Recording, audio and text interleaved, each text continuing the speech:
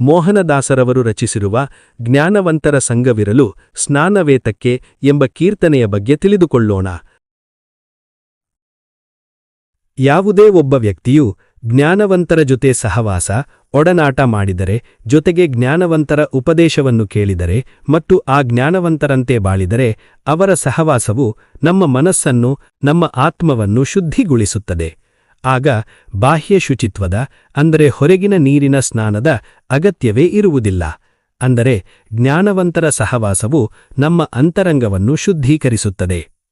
ನಾನು ನನ್ನದು ಎನ್ನುವ ಅಹಂಕಾರ ಮತ್ತು ದ್ವೈತಭಾವವನ್ನು ಮನಸ್ಸಿನಿಂದ ಸಂಪೂರ್ಣವಾಗಿ ತೆಗೆದುಹಾಕಿದ ಮೇಲೆ ಆ ವ್ಯಕ್ತಿಗೆ ಯಾವುದೇ ಪಾಪದ ಭಯವಿರುವುದಿಲ್ಲ, ಅವರಿಗೆ ನರಕದ ಭಯವೂ ಇರುವುದಿಲ್ಲ.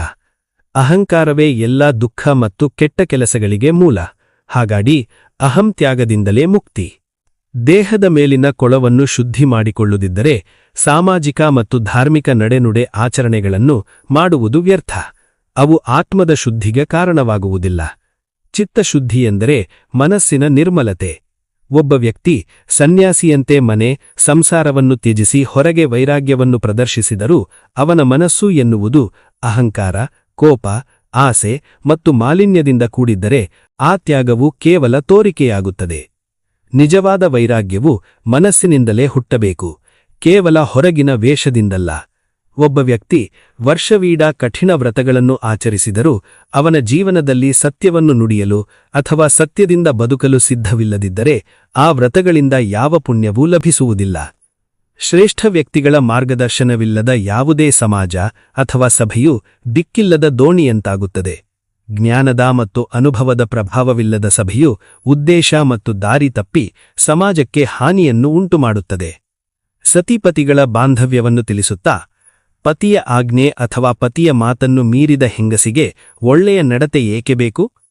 ಹೆಂಡತಿಗೆ ಸಂಪೂರ್ಣವಾಗಿ ಅಧೀನರಾಗಿ ನಡೆಯುವ ಪತಿ, ಅಂದರೆ ಮನೆಯಲ್ಲಿ ಹೆಂಡತಿ ಹೇಳಿದಂತೆ ಕೇಳುವ ಪತಿಯು ಹೊರಗಿನ ಸಮಾಜದಲ್ಲಿ ಉತ್ತಮ ಬಾಂಧವ್ಯ ಇಟ್ಟುಕೊಂಡಿದ್ದರೂ ಅದು ಏಕೆ ಬೇಕು? ಯತಿಗಳನ್ನು, ಅಂದರೆ ಸನ್ಯಾಸಿಗಳನ್ನು, ಪರಮಭಕ್ತರನ್ನು ನಿಂದಿಸುವ, ದೂಷಣೆ ಮಾಡುವವರ ಉತ್ತಮ ಬುದ್ಧಿ, ಜ್ಞಾನ, ಆಲೋಚನೆ ಏಕೆ ಬೇಕು? ಅತಿಯಾದ ವಿರೋಧ ಮತ್ತು ದ್ವೇಷವನ್ನು ಬೆಳೆಸುವಂಥ ಅಣ್ಣನೇಕೆ ಬೇಕು? ತನ್ನ ಯೋಗ್ಯತೆಗೆ ತಕ್ಕ ಹಾಗೆ ಅಥವಾ ಪರಿಶ್ರಮಕ್ಕೆ ನ್ಯಾಯಸಮ್ಮತವಲ್ಲದ ಆ ವ್ಯಕ್ತಿಯ ಮನೆಯ ಅನ್ನ, ಊಟ ಏಕೆ ಬೇಕು? ಯೋಗಿಯಾದವರು, ಅಂದರೆ ಸಂಸಾರವನ್ನು ತ್ಯಜಿಸಿ ದೇವರ ಕಡೆ ಹೊರಳದವನು ಹಣ ಸಂಪತ್ತಿನ ಮೇಲೆ ವ್ಯಾಮೋಹ ಪಡುವುದು ಏಕೆ ಬೇಕು? ರೋಗಿಯಾದ ಮೇಲೆ ಹೆಣ್ಣಿನ ಭೋಗವೇತಕ್ಕೆ? ಭಾಗೀರಥಿ ಎಂದರೆ ಪವಿತ್ರವಾದ ಗಂಗಾ ನದಿಯಲ್ಲಿ ಸ್ನಾನ ಮಾಡಿದ ಮೇಲೆ ಮತ್ತೆ ದೋಷ, ಪಾಪ, ಮಲಿನತೆ ಏಕೆ ಇರಬೇಕು? ಬಾಹ್ಯ ಶುದ್ಧೀಕರಣದ ನಂತರ ಮನಸ್ಸು ಮತ್ತೆ ಕೆಟ್ಟದ್ದಕ್ಕೆ ಹೋದರೆ ಆ ಶುದ್ಧೀಕರಣವೇ ವ್ಯರ್ಥ. ನಿಜವಾದ ಶುದ್ಧಿಯು ದೇಹ ಮತ್ತು ಮನಸ್ಸಿನಲ್ಲಿ ಸಂಪೂರ್ಣವಾಗಿ ಆಗಿರಬೇಕು. ದೃಷ್ಟಿಯಿಲ್ಲದ, ನೋಡಲು ಸಾಧ್ಯವಾಗದ ಕುರುಡನಿಗೆ ಕನ್ನಡಿ ಇದ್ದರೂ ಅದರಿಂದ ಏನು ಉಪಯೋಗ? ಗಾಣಕ್ಕೆ, ಅಂದರೆ ಎಣ್ಣೆ ತೆಗೆಯುವ ಯಂತ್ರಕ್ಕೆ ಕಟ್ಟಿರುವ ಒಂದೇ ಸಮನೆ ಸುತ್ತುತ್ತಿರುವ ಎತ್ತಿಗೆ ಗೆಜ್ಜೆಯನ್ನು ಕಟ್ಟಿದರೆ ಏನು ಪ್ರಯೋಜನ? ತಾನು ಅನುಭವಿಸದೆ ಅಥವಾ ಇತರರಿಗೂ ದಾನ ಮಾಡದೇ ಇರುವ ಧನ, ಸಂಪತ್ತು ಮತ್ತು ವಿದ್ಯೆಯಿಂದ ಏನು ಪ್ರಯೋಜನ? ರಾಣಿಯಲ್ಲದವನು, ಅಂದರೆ ಅಯೋಗ್ಯ ಅಥವಾ ಅಧಿಕಾರವಿಲ್ಲದವನು ಮಾಡುವಂಥ ಕರ್ಮ, ಅಂದರೆ ಉತ್ತಮ ಕಾರ್ಯ, ಧಾರ್ಮಿಕ ವಿಧಿಗಳು ಏಕೆ ಬೇಕು? ತನ್ನ ಮಕ್ಕಳನ್ನೇ ಮಾರುವ ಅಥವಾ ತ್ಯಾಗ ಮಾಡುವ ತಂದೆ ಏಕೆ ಬೇಕು? ಕೇವಲ ಹಣಕ್ಕೋಸ್ಕರ ಹೋರಾಡುವ, ಕಲಹ ಮಾಡುವ ತಮ್ಮ ಏಕೆ ಬೇಕು? ಮೋಹ, ವ್ಯಾಮೋಹವನ್ನು ಬಿಡದ ಅಥವಾ ತ್ಯಜಿಸದ ಸನ್ಯಾಸತ್ವ ಅಥವಾ ವಿರಕ್ತಿ ಮಾರ್ಗ ಏಕೆ ಬೇಕು? ವಂಚನೆಯ ಭಕ್ತಿಯನ್ನು ಪ್ರದರ್ಶಿಸುವ ದಾಸ ಏಕೆ ಬೇಕು? ಭಾಗವತರನ್ನು, ಅಂದರೆ ಭಕ್ತರು, ಶರಣರನ್ನು ದ್ವೇಷಿಸುವವನಿಗೆ ಆಧ್ಯಾತ್ಮಿಕ ಸಾಧನೆ ಏಕೆ ಬೇಕು? ಆಸೆ ಮತ್ತು ದ್ವೇಷವನ್ನು ಬಿಡದೆಯೇ ಇರುವ ವ್ಯಕ್ತಿಗೆ ಸಂಸಾರದ ಸುಖ ಏಕೆ ಬೇಕು? ನಾಗಶಯನ, ಅಂದರೆ ವಿಷ್ಣುವಿನ ಸ್ತುತಿ ಮಾಡದ ನಾಲಿಗೆ ಏಕೆ ಬೇಕು? ಸಂತೋಷದಿಂದ ಇತರರಿಗೆ ಹಿಂಸೆ ಕೊಡುವ ಕಪಟಿಯಾಗಿರುವ ವ್ಯಕ್ತಿ, ಬಂಧು ಏಕೆ ಬೇಕು? ಗುರೂಪದೇಶ, ಅಂದರೆ ಗುರುವಿನಿಂದ ದೊರೆತಂತಹ ದೀಕ್ಷೆ, ಮಾರ್ಗದರ್ಶನ ಇಲ್ಲದ ಸೇವಕ, ದಾಸ ಏಕೆ ಬೇಕು? ತಾನೇ ತಿಳಿದುಕೊಳ್ಳದೆ ವಿದ್ಯೆಯನ್ನು ಹೇಳುವಂತಹ, ಜ್ಞಾನಾರ್ಜನೆ ಮಾಡುವಂತಹ ಗುರು ಏಕೆ ಬೇಕು? ಮೋಹನ ವಿಠಲನು, ಅಂದರೆ ಪರಮಾತ್ಮನು ನಮ್ಮೊಳಗೆ, ನಮ್ಮ ಹೃದಯದಲ್ಲಿ, ಆತ್ಮದಲ್ಲಿ ಇರುವಾಗ ಇನ್ನು ನಮಗೆ ಭಯವೇಕೆ ಬೇಕು.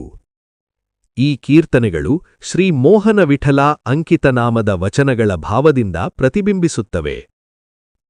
ಒಟ್ಟಾರೆಯಾಗಿ ಮೋಹನದಾಸರ ಕೀರ್ತನೆಗಳು ಆಧ್ಯಾತ್ಮಿಕ ಜ್ಞಾನ, ಶುದ್ಧ ಭಕ್ತಿ ಮತ್ತು ಸತ್ಯದ ಮಾರ್ಗದ ಮಹತ್ವವನ್ನು ಹೇಳುತ್ತದೆ. ಜ್ಞಾನವಂತರ ಸಂಗವಿದ್ದರೆ ಆಚಾರ ವಿಚಾರಗಳ ಶುದ್ಧತೆಗಿಂತ ಆಧ್ಯಾತ್ಮಿಕ ಜ್ಞಾನವೇ ಮುಖ್ಯವೆಂದು ಸಾರುತ್ತವೆ.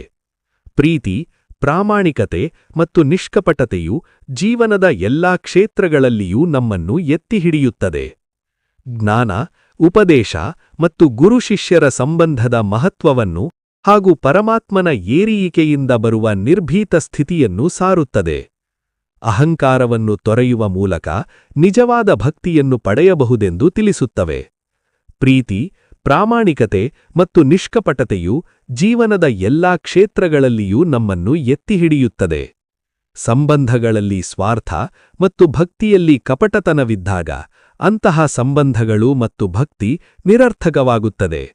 ಬಾಹ್ಯ ಆಚಾರಗಳಿಗಿಂತ ಚಿತ್ತಶುದ್ಧಿ ಮತ್ತು ಸತ್ಯವಾದಿಗಳ ಸಂಘವೇ ಶಿವನ ಸಾಹಿತ್ಯಕ್ಕೆ ಮಾರ್ಗವಾಗಿದೆ. ಕಪಟದಿಂದ ಕೂಡಿದ ಧಾರ್ಮಿಕ ಕೃತ್ಯಗಳ ವ್ಯರ್ಥತೆಯನ್ನು ಮೋಹನದಾಸರ ಕೀರ್ತನೆಗಳು ಎತ್ತಿ ತೋರಿಸುತ್ತವೆ.